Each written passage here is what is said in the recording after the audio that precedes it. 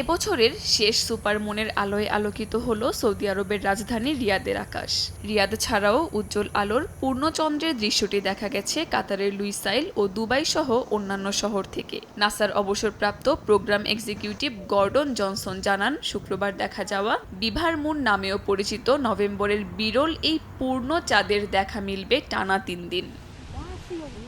এবছরের শেষ বিভার মুনের আলোয় আলোকিত হয়েছে ভিয়েতনামও। শুক্রবার রাতে দেখা দেয়া চাঁদের আলোয় ভরে উঠেছে রাজধানী হ্যানয়ের আকাশ।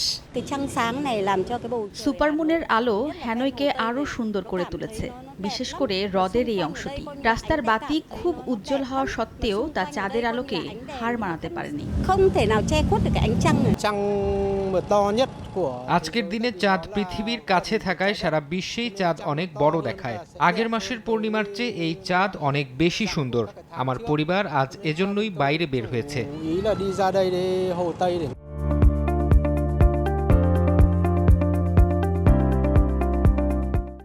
বছরের শেষ সুপারমুন দেখা দিয়েছে মিয়ানমারের আকাশেও। দেশটির রাজধানী থেকে শুক্রবারের পূর্ণচন্দ্রের দৃশ্য উপভোগ করেন শহরের বাসিন্দারা। পূর্ণিমা ও সুপারমুনের মধ্যে বিশেষ একটি পার্থক্য রয়েছে। একটি পূর্ণচন্দ্র তখনই সুপারমুন হয় যখন এটি তার কক্ষপথে পৃথিবীর নিকটতম বিন্দুতে পৌঁছায়। আকারে এটি পূর্ণিমার চেয়ে ৭% পর্যন্ত বড় দেখায়। পরবর্তী সুপারমুনের জন্য অপেক্ষা করতে হবে ২০২৫ সালের নভেম্বর পর্যন্ত। কাকলি আখতার, সময় সংবাদ।